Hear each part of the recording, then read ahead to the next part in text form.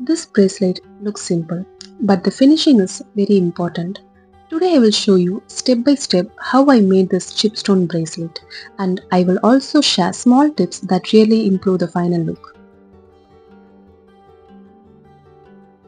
Recently, I received some jewelry making materials and I wanted to try a clean everyday wearable design.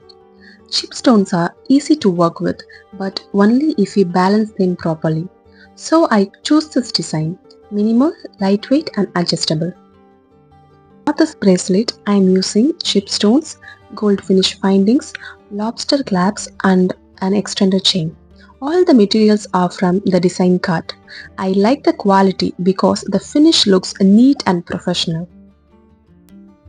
If you are looking for jewelry making supplies, I got all these material from the design card website.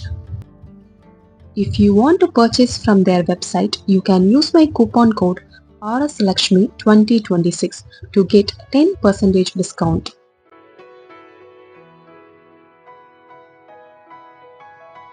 Before starting, I will always arrange the chipstones.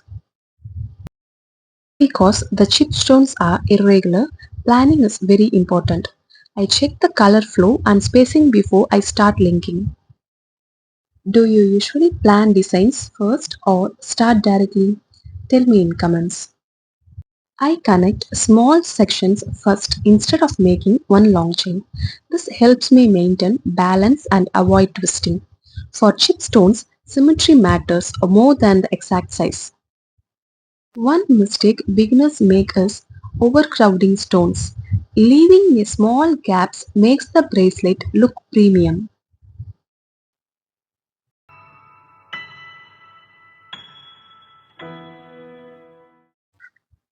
For this bracelet, I am using 24 gauge tarnish resistant wire. This gauge is thin enough to work easily, but strong enough for daily wear. For each link, I am adding 5 chipstones. I make a loop on one side, add the stones and then make a loop on the other side. Next, I connect this loop to another chipstone link, which is also have 5 stones.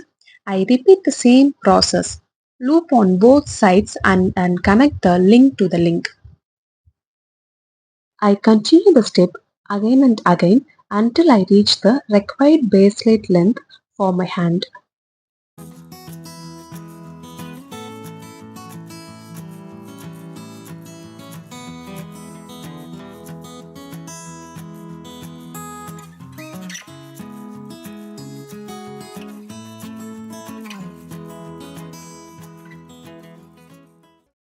When we make jewelry like this with neat finishing, it automatically looks premium. And when something looks premium, it builds trust with the customer. The best part is designs like this are easy to customize.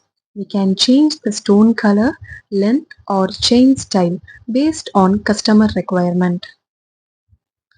School students, college students, working professional and homemakers can learn this kind of jewelry making. You don't need a big setup. With the basic tools and consistent practice, you can create and sell these designs through Instagram, WhatsApp or e-com platform. I genuinely want to encourage more people to start, grow and reach their best as handmade jewelry entrepreneurs.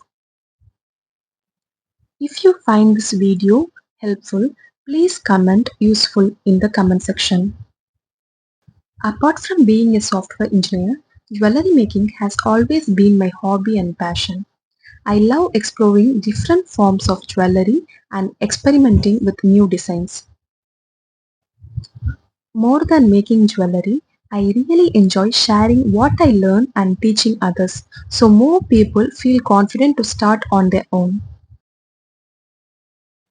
In total, I used multiple links to reach a length of 16 centimeters. Instead of fixed size, I always prefer extended chain. It makes the bracelet adjustable and more wearable for different wrist size.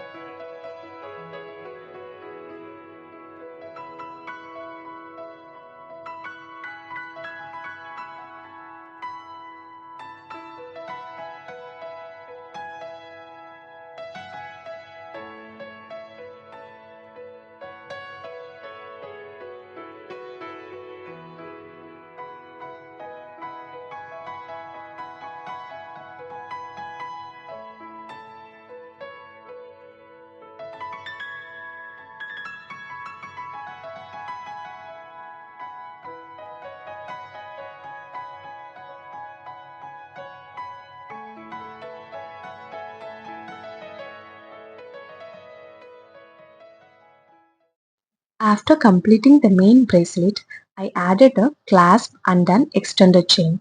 The extended chain length is 3.5 centimeters, which makes the bracelet adjustable.